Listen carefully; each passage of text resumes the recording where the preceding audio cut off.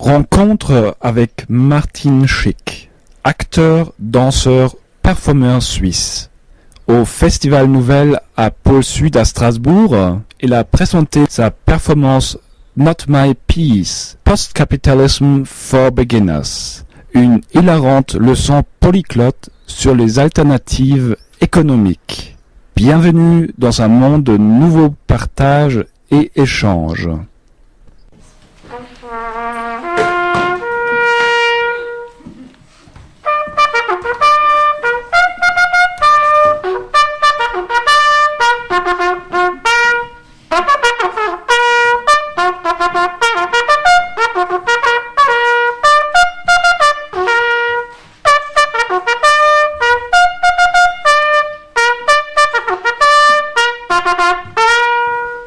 Ça c'est pas ma pièce et ça c'est une autre pièce. Vous allez recevoir 2 pour 1 ce soir. Je suis sûr que c'est ça que vous aimez. Alors malheureusement ça va pas être en français, je suis désolé. Mais par contre ça va être en International English. Alors c'est pas trop dur finalement. Si vous avez des questions, il y a un moment où vous pouvez poser des questions, n'hésitez pas. Et puis sinon ça va pas être trop compliqué, ça va être super relaxé. Relaxez-vous. Alors, avant de commencer, seulement une petite chose. Tout le monde peut se lever, s'il vous plaît. Je dois avoir un truc. Alors, tous les gens qui ont payé le prix total de 8 €, vous pouvez vous asseoir. Ça va payer. Relaxez-vous. Alors maintenant, tous les gens qui ont payé 5,50 €, le super prix réduit, vous pouvez aussi vous asseoir. Alors, si vous êtes payé pour être ici, vous pouvez aussi vous asseoir. Si vous travaillez pour la presse, pour la concurrence. Et puis, voilà, si vous êtes invité par le Pôle Sud, et spécialement, si vous êtes important, vous pouvez vous asseoir aussi. Alors, quelques-uns. Alors, les gens qui sont encore debout, vous avez décidé de ne pas payer ce soir, c'est ça ? Vous avez acheté le ticket post-capitaliste pour ce soir. Voilà, c'est super. Je suis désolé de vous dire qu'il n'y a rien gratuit. Même au post-capitalisme. Mais c'est pas grave parce que vous pouvez payer avec votre service. Alors, je vous explique comment ça marche. Vous allez faire quelque chose pour nous. Si possible, vous allez faire quelque chose pour tout le monde, hein, entre nous. Vous pouvez faire ce que vous voulez et puis au moment que vous voulez, soyez un peu créatif, c'est tout. Martin Schick, vous sortez de la pièce Not My Pièce et c'est sous-titré Post-Capitalism for Beginners. Et qu'est-ce qu'il faut entendre par post-capitalisme ? Qu'est-ce qu'il faut entendre ? Comprendre. Ouais, c'est en fait, je le dis une fois dans la pièce parce que le post-capitalisme c'est pas vraiment autre chose que le capitalisme, c'est une autre, c'est ce que en fait c'est ce qui vient après le capitalisme. Mais qu'est-ce que c'est ? On sait pas du tout. Hein, c'est un peu un fantôme.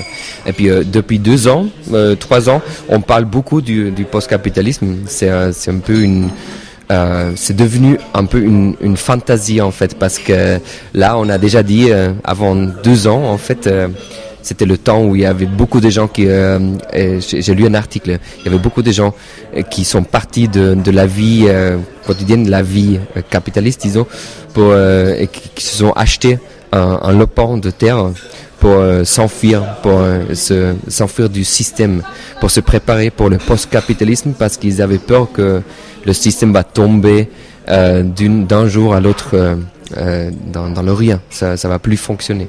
Et en fait, il y a toujours des experts qui disent la même chose, mais voilà, on sait bien que c'est toujours pas passé, et puis on sait pas du tout si ça va se passer un jour. Vous êtes prêts aussi ? J'espère. Moi aussi. Alors, so we start very basic, very simple. Let's do mind stretching.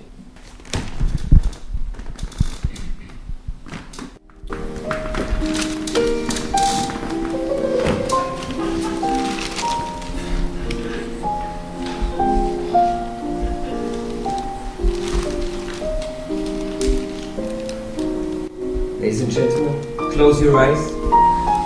And imagine you're lying in your chaise longue on the deck of a big cruise liner, staring at the sun, daydreaming, and suddenly, very suddenly, someone stands next to you and says, "I'm sorry, I don't want to disturb you, but the boat is sinking."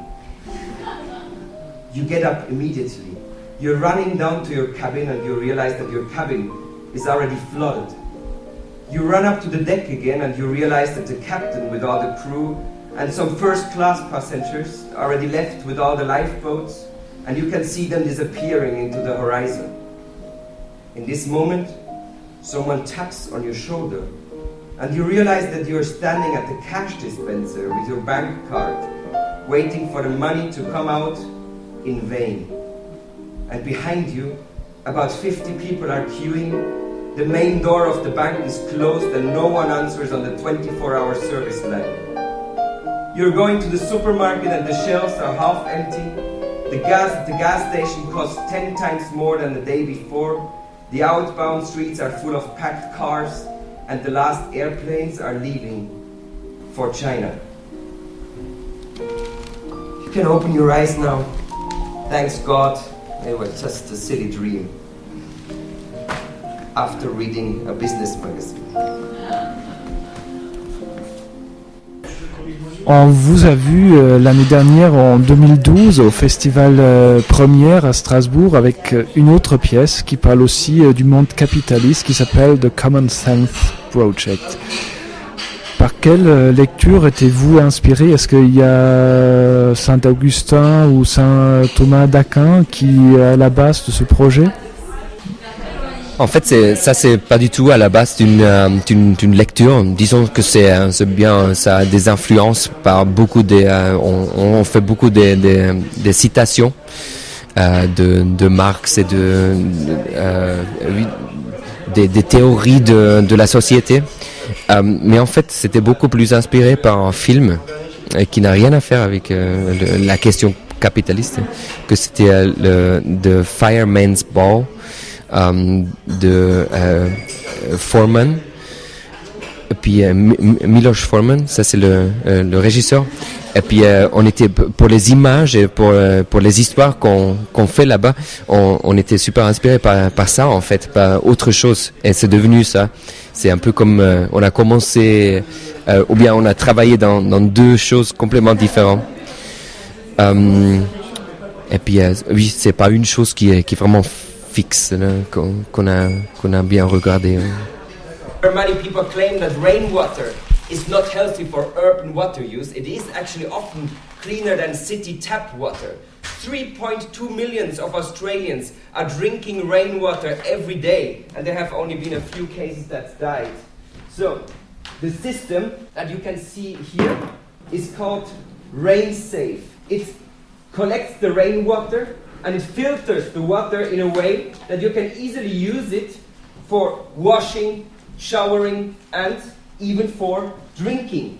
So you can, in a very special case, if an exceptional need of money is there, you can even, as you can drink your rainwater, you can fill it in a bottle.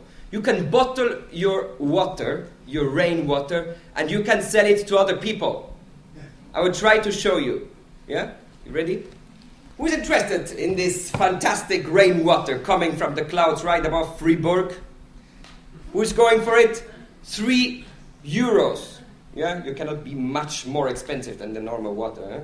If this is not working, I have another idea. You make an artist edition. You ask a famous artist to write something on a piece of paper and you put it in front of the bottle. So, this is the Sunkeller water. Someone is interested for €5. You can even sell it for more. Or I even have a better idea. You want to buy it?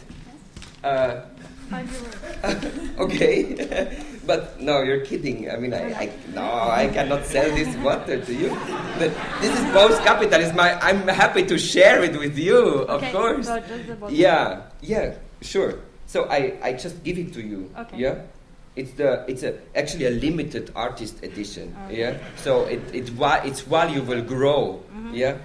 So have it. And one day you might do something for me, I'm sure. Yeah? Okay. Sorry, actually I was thinking, could you borrow me 5 euros? Thanks. Great. Comme la langue, c'est l'International English. Et qu'est-ce que c'est l'International English? Oui, moi je l'appelle comme ça aussi pour dire que c'est bien, c'est possible de comprendre, même pour des gens qui sont pas des native speakers, parce que moi je suis pas un native speaker non plus. Et en fait, je l'ai dans un livre qui m'a vraiment inspiré pour faire le projet, qui s'appelle The Age of Less. Et ce livre, il est plein des expressions post-capitalistes, disons, et ils sont toutes en anglais, même que c'est écrit en allemand. Et ça, je trouvais tellement marrant que j'ai joué un peu avec cette espèce de humeur de mettre tous les noms anglais qui sont j'ai fait comme un lexique des expressions post-capitalistes. Et à partir de ça, j'ai fait la dramaturgie de la pièce.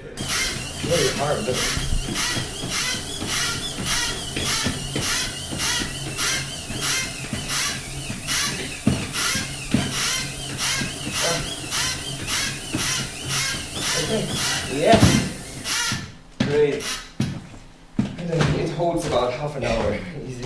It's a very old car battery. Yeah. Thanks.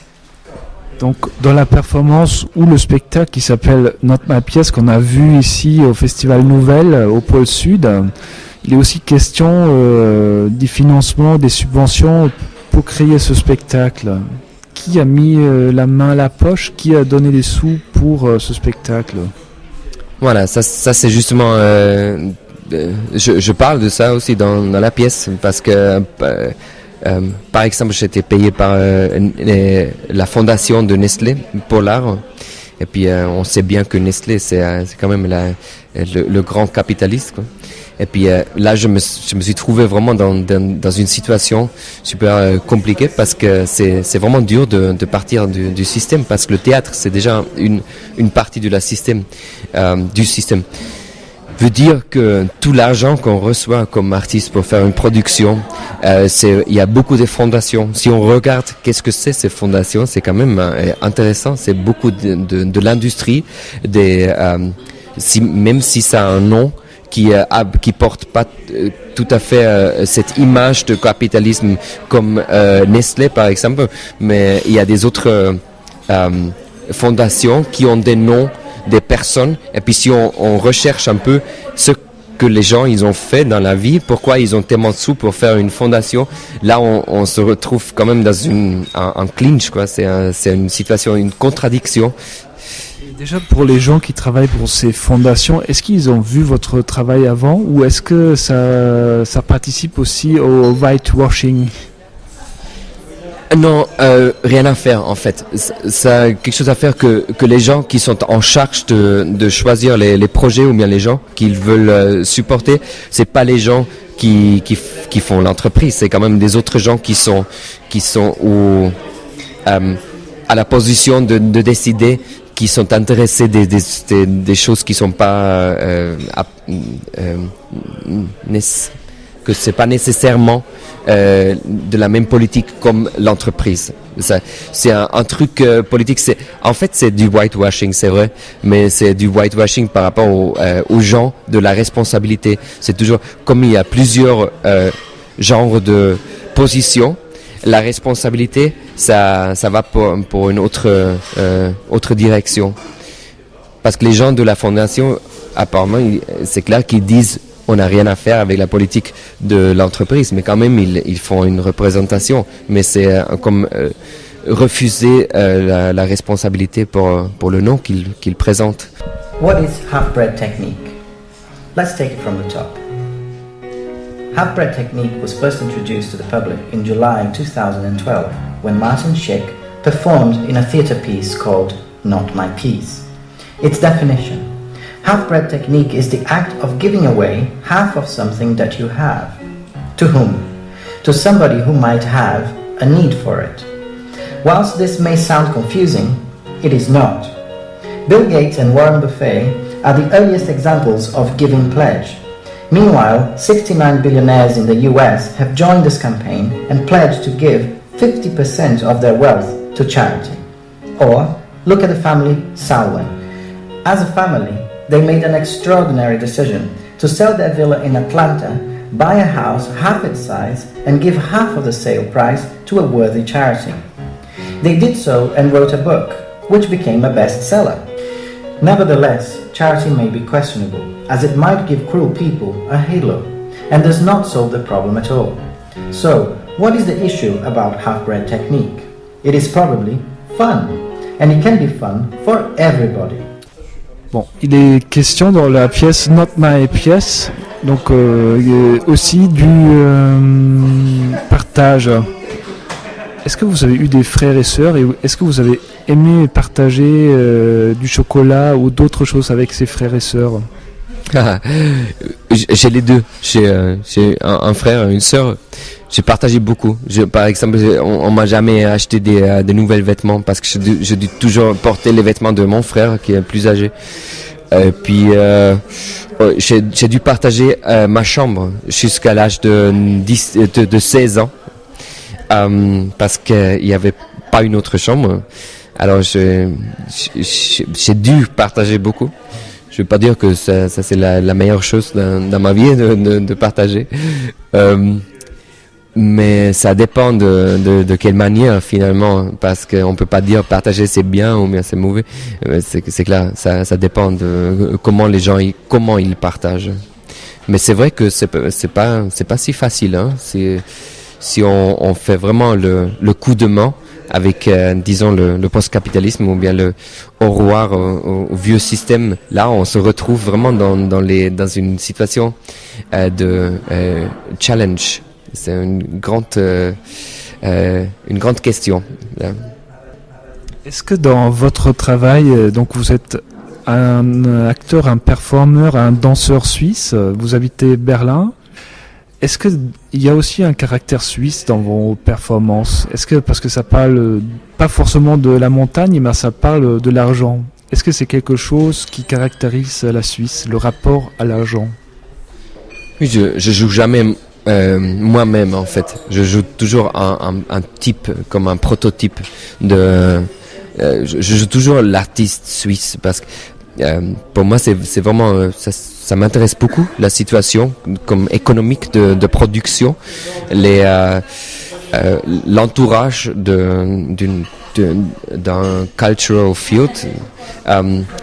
Parce que ça parle beaucoup de la politique en général aussi. La culture représente beaucoup la situation plus grande du monde, disons.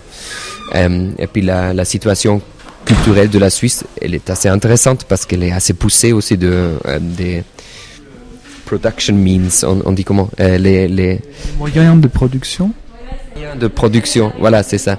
Parce que les artistes suisses, ils ont beaucoup plus de moyens de production que des autres artistes. Alors, et la Suisse, elle se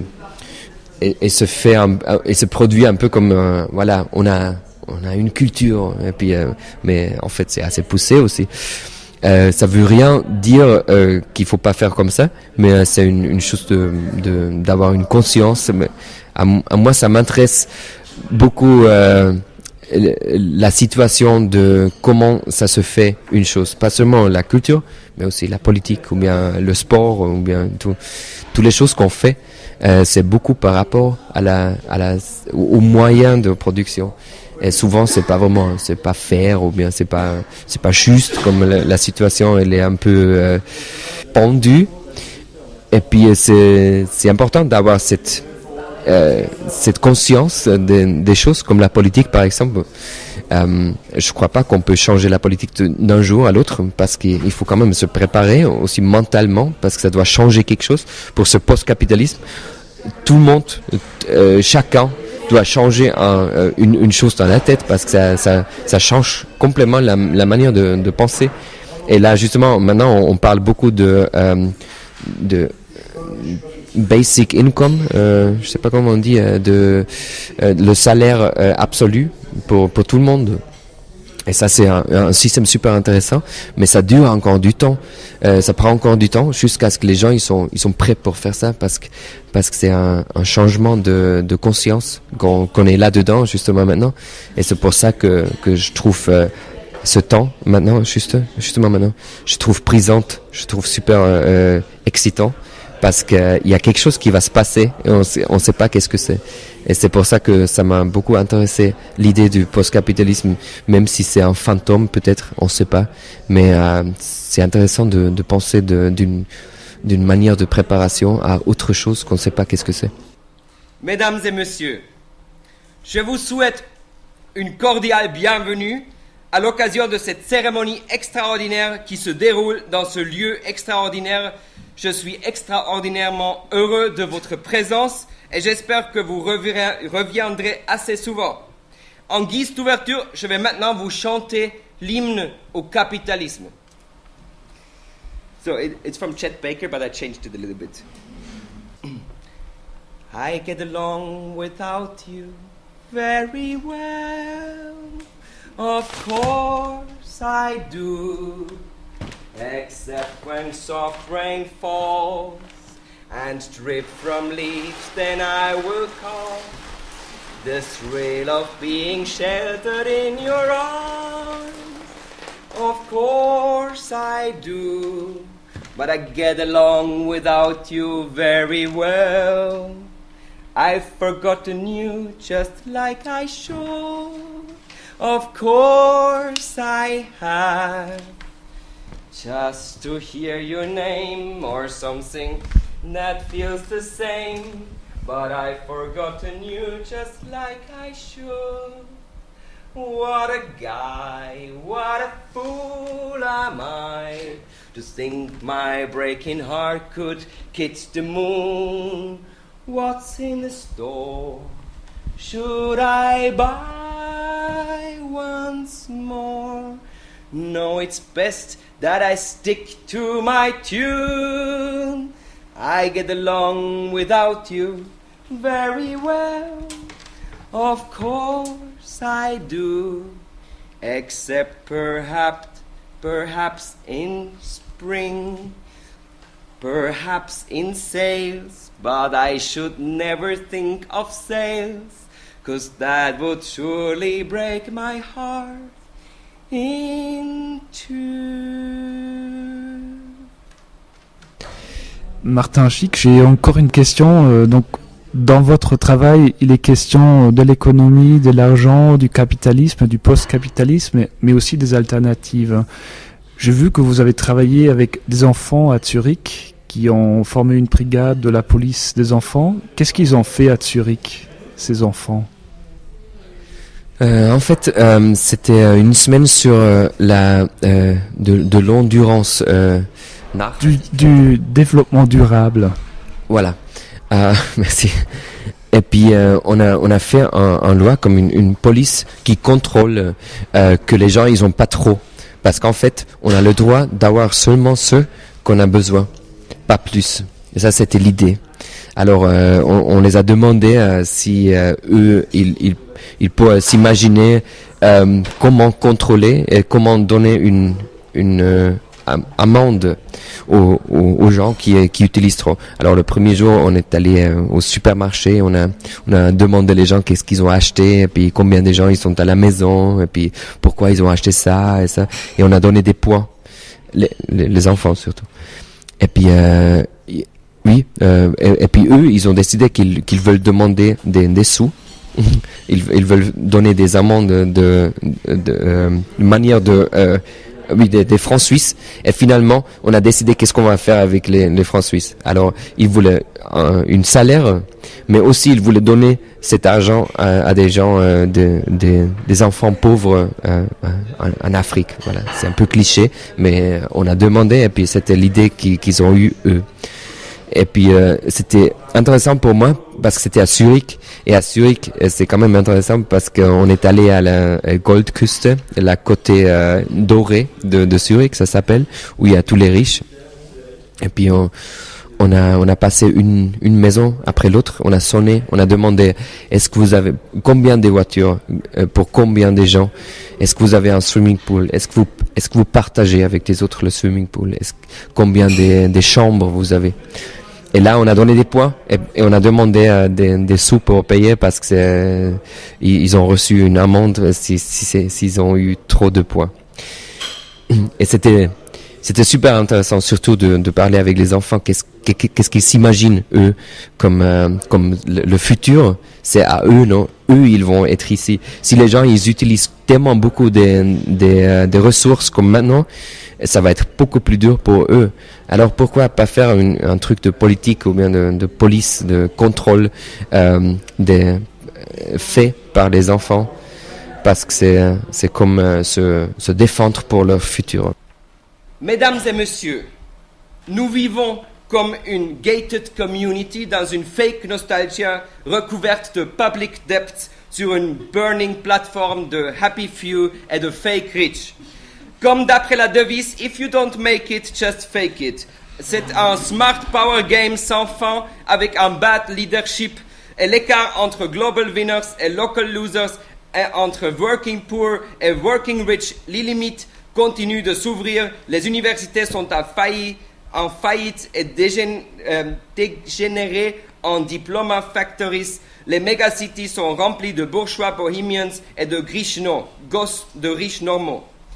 Tout est business, tout ce qui se vend est in, même le fair trade, la charity, l'environmental care, l'organic food, les vegetarian shoes, même le street art, les political performances et Occupy sont devenus un selling product.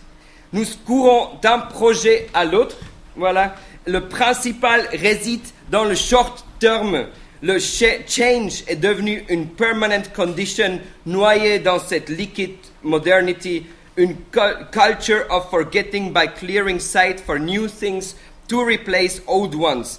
Et les discussions à propos de sustainability ne représentent rien de plus qu'une nice-to-have tactique et elle en reste à du white ou greenwashing. Nous sommes arrivés dans le post-romantical age. Maintenant, les workhorse wives, les royal children et les undersexed spouses dominent, ce qui signifie « get out of my mind, but first you can drive me and Nancy to the shopping mall » mentality. Nous sommes Disneyficated, overconsumed, overspent, overstored, overweight. Nous avons été formatés pour devenir des consumers au sein d'une highly competitive market society. Nous sommes les shoppers d'une fast life. Nous aimons nos products et brands plus que les êtres humains. Comme l'a dit un economy theorist américain, if our mouth would be a male sex organ, it would be erected all the time. Voilà pour ce qui concernait Tina. There is no alternative. Donc, il y a des alternatives au monde capitaliste? Il y a toujours des alternatives. Oui, c'est clair. Mais c'est tout à fait clair. Moi, c'est clair aussi qu'on n'est pas vraiment prêt pour tout ça. Il doit se passer des autres choses. Mais en fait, oui, si on regarde bien, c'est déjà terrible la situation. Mais c'est assez facile de se cacher de tout ça parce qu'on le voit pas.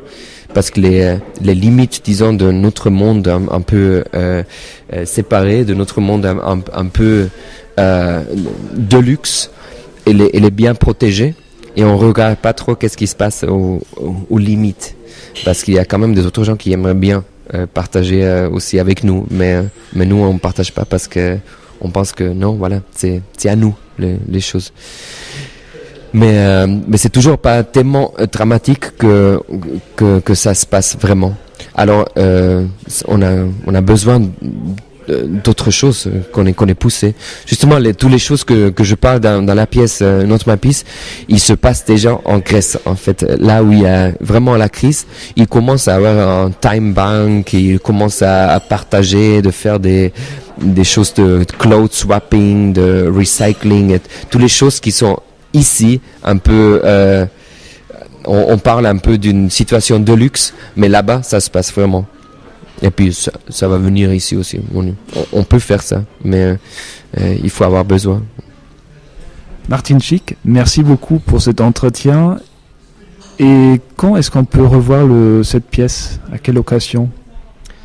Ça va être à Genève la semaine prochaine. On joue 3 fois à l'ADC, Centre contemporaine de danse, et après à Berlin aussi, à Amsterdam, en Hollande, oui, en Afrique aussi. Il y a plein de choses.